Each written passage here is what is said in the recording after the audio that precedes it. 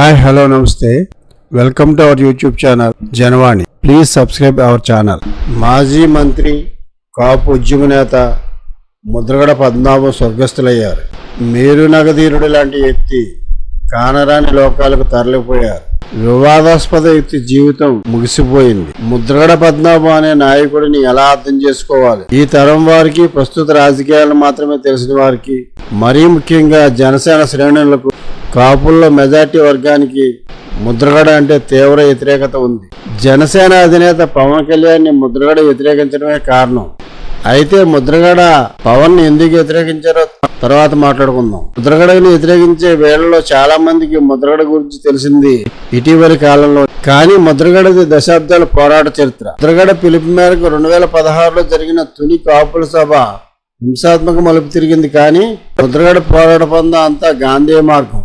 స్వాతంత్ర పోరాటంలో భాగంగా మహాత్మా గాంధీ అనేక సందర్భాల్లో నిరాహారదీక్ష చేపట్టారు. అదే పందాన్ని ఎంచుకున్న ముద్రగడ పద్మనాభం కాపులను బీసీలో చేర్చాలనే ఏకైక డిమాండ్ తో 3 సార్లు ఆమరణ దీక్షకు పూనుకున్నారు. ముద్రగడ పద్మనాభం చేపట్టిన ఆమరణ దీక్షలకు చాలా ప్రత్యేకత ఉంది.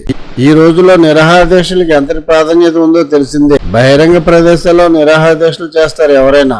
అలా చేసే దీక్షలను కూడా చాలా మంది నమ్మే పరిస్థితి లేదు. దొంగ దీక్షలని ప్రత్యర్థులు విమర్శలు చేస్తారు. కానీ ముద్రగడ పద్మనాభం ఆమరణ దీక్షకు దిగితే ప్రభుత్వాలు గజగజ వణికిపోయాయి. తన ఇంటి వద్ద ఆయన నిరాహార దీక్షలకు దిగారు.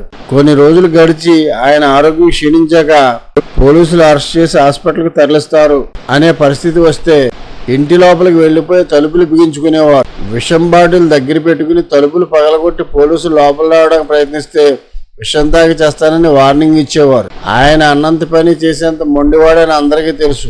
1993లో ముద్రగడ కాపు రిజర్వేషన్ల కోసం చేపట్టిన ఆమరణ దీక్షకు ప్రభుత్వం దిగి వచ్చింది. అప్పటి ముఖ్యమంత్రి కోట్ల విజయభాస్కర్ రెడ్డి స్వయంగా కిర్లంపూడికి వచ్చి ముద్రగడతో మాట్లాడి ఆయన దీక్షను విరమింపజేశారు. కాపులను బీసీలో చేస్తూ జీవో 30ని రిలీజ్ చేశారు. అయితే ఆ తర్వాత అధికారం చేపట్టిన చంద్రబాబు జీవో 30ని అమలు చేయకుండా తుంగలో తొక్కారు. 2014 ఎన్నికల సందర్భంగా మాత్రం చంద్రబాబు కాపులను బీసీలో చేరుస్తామని హామీ ఇచ్చి ఆ ఎన్నికల్లో ముద్రగడ తెలుగుదేశం పార్టీకి మద్దతు పలికారు. అధికారంలోకి వచ్చిన తర్వాత కాపులను బీసీలో చేర్చమని ముద్రగడ చంద్రబాబు ప్రభుత్వాన్ని డిమాండ్ చేశారు. అందుకోసం మళ్లీ ఉద్యమించారు.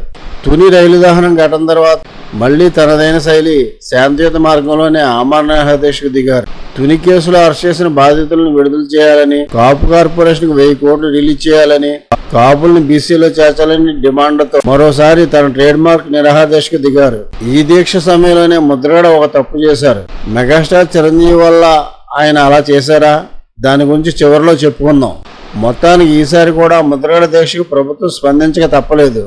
రాష్ట్ర మంత్రి అచ్చెన్నాయుడు, టీడీపీ ఏపీ అధ్యక్షుడు కళా వెంకట్రావులు ముద్రగడతో చర్చలు జరిపి ఆయన డిమాండ్లకు అంగీకరించి దీక్ష విరమింపజేశారు. అలా తాను పట్టిన పట్టును వదలకుండా దీక్షకు దిగి సాధించుకునే ధీరుడు ముద్రగడ. ముద్రగడకి ఇచ్చిన హామీల మేరకు మంజునాథ్ కమిషన్ రిపోర్ట్ను ఆధారం చేసుకుని కాపులను బీసీలో చేర్చాలని అసెంబ్లీలో తీర్మానం చేసి కేంద్రానికి పంపించారు చంద్రబాబు. అంతేకాకుండా అగ్రవర్ణ పేదలకు 10% రిజర్వేషన్లు కేటాయిస్తూ కేంద్రం ప్రవేశపెట్టిన ఈబీసీ రిజర్వేషన్లలో 5% కాపులకు కేటాయిస్తూ చంద్రబాబు ప్రభుత్వం జీవో జారీ చేసింది. అయితే 2019 అధికారంలోకి వచ్చిన జగన్ ఈ జీవోను రద్దు చేశారు. అసలు ఇదంతా ఇలా ఉంటే 2024 ఎన్నికల్లో పవన్ ని ఓడించకపోతే తన పేరు మార్చుకుంటానని ముద్రగడ అంత శపథం పట్టాల్సిన అవసరం ఏమొచ్చింది? పవన్ పై ఎందుకు అంత వ్యతిరేకత? 2009లో పిఠాపురంలో ప్రజారాజ్యం పార్టీ అభ్యర్థి చేతిలో ఓడిపోయిన తర్వాత ముద్రగడ ప్రత్యక్ష రాజకీయాలకు కాస్త దూరంగా ఉన్నారు. 2015-16 సంవత్సరాల్లో కాపు రిజర్వేషన్ ఉద్యమం నడిపినప్పుడు కూడా ఆయన ఏ పార్టీలోనూ లేరు. అయితే 2024 ఎన్నికల ముందు ఆయనని బీజేపీలో చేరమని కొందరు సలహాలు ఇచ్చారు. కానీ ఆయన మాత్రం జనసేనలో చేరడానికి ఇష్టపడ్డారు. జనసేన నాయకులు బొలిశెట్టి శ్రీను వంటి వారు మధ్యవర్తిత్వం నేర్పారు. జనసేనలో చేరబోతున్నట్లు ముద్రగడ అధికారికంగా ప్రకటించారు కూడా. మరుసటి రోజు జనసేన అధినేత పవన్ కళ్యాణ్ తూర్పుగోదావరి జిల్లా పర్యటనలో భాగంగా ముద్రగడ నివాసానికి రావాల్సి ఉంది. ఆ రోజు ముద్రగడ చేరిక ఉంది అనగా ఆయన చేరిక ఆగిపోయింది. పవన్ రాలేదు. కారణాలు తెలియదు.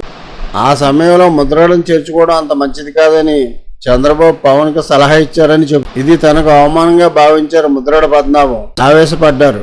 అంతే, అక్కడి నుంచి ఆయన చర్యలన్నీ ఆయన కులస్తులే ఆయన్ని తీవ్రంగా వ్యతిరేకించేలా చేశాయి. పవన్ పై కోపంతో ముద్రగడ వైసీపీలో చేరడం ఘోర తప్పు. జీవిత కాలంలో అధిక భాగం కాపుల కోసం ఉద్యమాలు చేసిన ముద్రగడ కాపులను బీసీలో చేర్చడం కుదరదని పబ్లిక్ గా ప్రకటించిన వైఎస్ జగన్ పార్టీలో ఎలా చేరతారు? చేరితే చేరారు.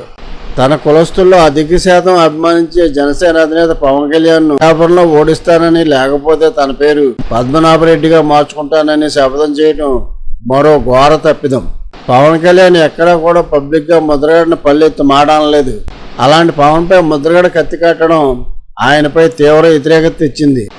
2016లో ఆమరణ నిరాహారదీక్ష కూర్చున్నప్పుడు ముద్రగడకు సంఘీభావం తెలపడానికి మెగాస్టార్ చిరంజీవి, దర్శకరత్న దాసనారాయణరావులు ప్రత్యేక విమానంలో కిర్లంపూడి బయలుదేరారు. అయితే వాళ్ళిద్దరూ కిర్లంపూడి వస్తే ఉద్యమం నెక్స్ట్ లెవెల్ కి చేరుతుందని భయపడిన ప్రభుత్వం వాళ్ళని రాజమండ్రి ఎయిర్పోర్ట్ లో పోలీసుల సహాయంతో అడ్డుకుంది.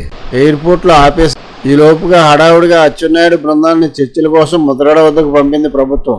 ప్రభుత్వం నుంచి స్పష్టత లేకపోయినప్పటికీ చిరంజీవి దాసరి వస్తే వాళ్ళు హైలైట్ అయిపోతారని ముద్రగడ భావించి వాళ్ళు రాకుండానే దీక్ష విరమించేశారని అంటారు. తన కోసం మెగాస్టార్ చిరంజీవి దాసరి వంటి వారు వచ్చినప్పుడు వారు తన వద్దకు చేరుకునే వరకు ఆయన దీక్ష విరమించకుండా ఉంటే బాగుండేదని, కానీ చిరంజీవి చరిష్మాతో డామినేట్ చేస్తారని భయపడి ముద్రగడ ప్రభుత్వ అరకొర ప్రతిపాదనలకు అంగీకరించారనే అసంతృప్తి అప్పుడు వ్యక్తమైంది.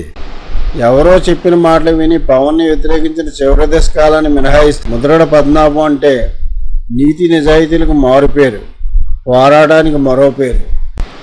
ప్రత్తిపాడు నియోజకవర్గం నుండి 1978లో జనతా పార్టీ అభ్యర్థిగా విజయం సాధించి తొలిసారి ఎమ్మెల్యే అయిన ముద్రగడ 1983లో తెలుగుదేశంలో చేరి 83, 85లో టీడీపీ అభ్యర్థిగా ఘన విజయం సాధించారు.